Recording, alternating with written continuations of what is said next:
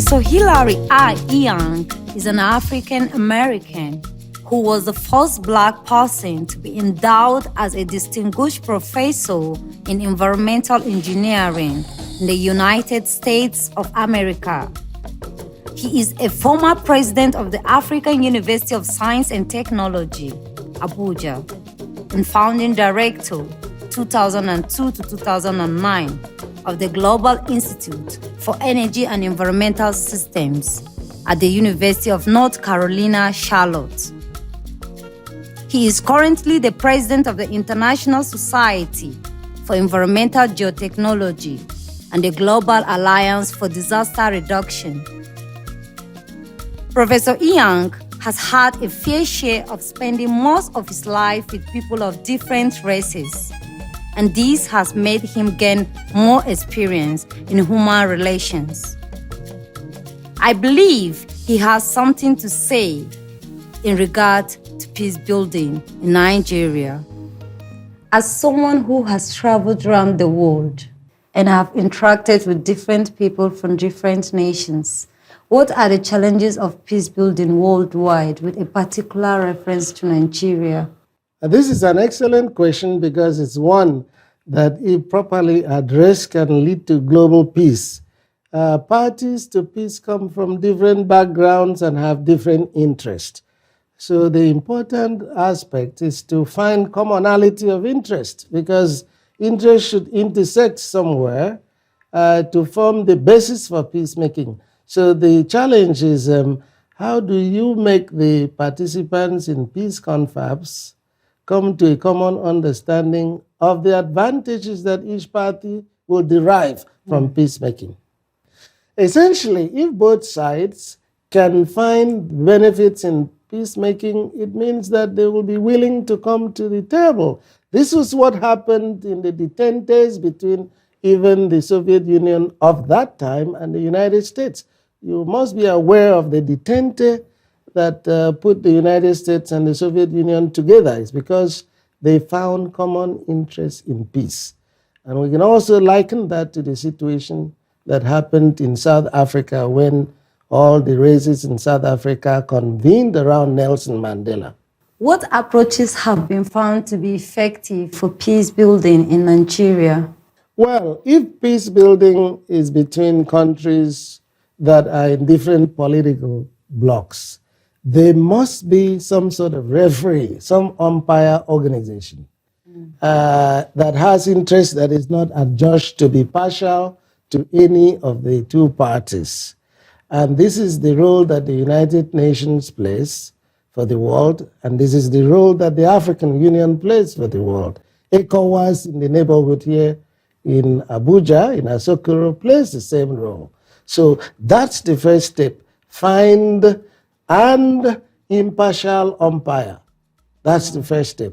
And then bring both parties to understanding.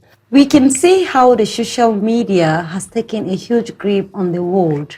How do you think the social media can be effective for peace building in Nigeria?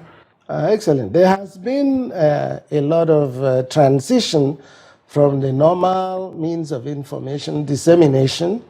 It used to be newspapers, it used to be the radio, it used to be primarily television. But you, as you rightly pointed out, social media is now here to stay.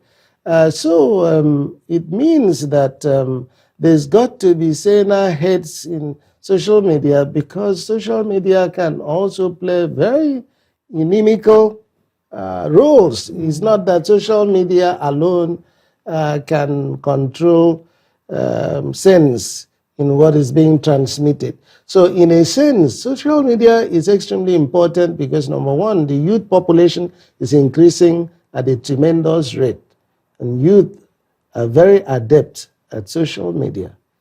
But the content is what we have to be very careful about, because social media can be used to incite, and social media can also be used to promote peace. What is the role of youth and women in peace building in Nigeria?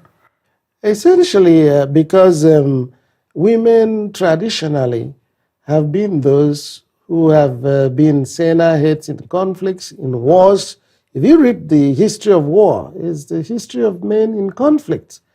Women, I must say, have not been people who have used pedigree to invade one country or the other. So women could play important roles in peace.